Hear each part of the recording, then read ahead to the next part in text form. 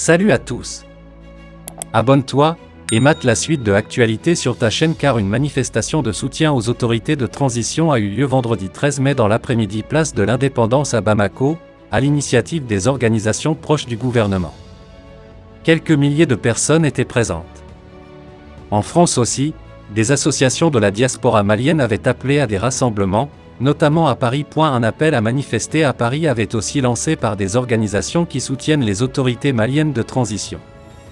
Une centaine de personnes se sont retrouvées place de la République avec les mêmes mots d'ordre qu'à Bamako, Opération Espoir, en soutien aux FAMA, les forces armées maliennes, la dénonciation de la politique de la CEDEAO, de l'accord d'Alger, et pour réclamer la sortie du franc CFA. Coulibaly Ramata Maïga, la coordinatrice en France du M5 RFP, le mouvement du Premier ministre Choguel Maïga, explique au micro de François Mazet, de la rédaction Afrique, pourquoi il est important de soutenir les autorités de transition maliennes. Je suis du Nord, de Gao, et je suis en contact avec ma famille qui me dit, aujourd'hui, vraiment il y a un espoir. On n'a plus envie d'avoir des présidents ou des dirigeants godillots téléguidés, nos colonels sont légitimes, c'est le peuple qui a voulu un changement de système. Mais certains mots d'ordre et revendications ne font pas l'unanimité parmi la diaspora. Le président de l'Association des Maliens de Montreuil, Lassana Niakat, joint au téléphone par Éric Chorin du Service France, déclare soutenir, sans ambiguïté, les forces armées maliennes mais n'adhère pas aux autres revendications comme la sortie du franc CFA ou de la CEDEAO. Il y a un partenariat entre le Mali et la France depuis l'indépendance. Aujourd'hui il faut travailler avec intelligence pour que chaque peuple, chaque pays y trouve son compte. Ainsi donc Emmanuel Macron, le président français réélu pour un second mandat, a balayé, comme l'on s'y attendait, l'homme qui incarnait le plus la France arrogante et insultante, à l'égard du Mali et condescendante à l'endroit de l'Afrique francophone.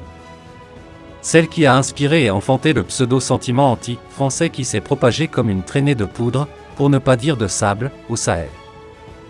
Fait remarquable, même les observateurs français, s'ils ont noté l'absence de grands noms de l'ancienne équipe, n'ont même pas daigné évoquer celui de Parly, pourtant ancienne ministre française des Armées et de la Défense, passée maîtresse dans l'art de brocarder nos autorités et de nous présenter sous notre plus mauvais jour. L'on notera aussi avec le départ de ces deux tigres en papier, un changement de ton à l'égard du Mali, y compris de la part de Emmanuel Macron, lui-même désormais échaudé par le renvoi de son représentant officiel, l'ambassadeur Meyer, de Bamako, mais aussi de plusieurs journalistes français et de la suspension.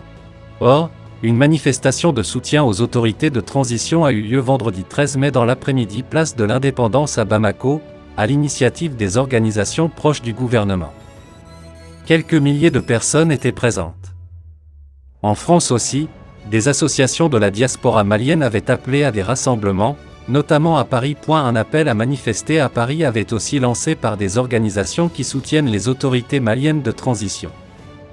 Une centaine de personnes se sont retrouvées place de la République avec les mêmes mots d'ordre qu'à Bamako, Opération Espoir, en soutien aux FAMA, les forces armées maliennes, la dénonciation de la politique de la CEDEAO, de l'accord d'Alger, et pour réclamer la sortie du franc CFA.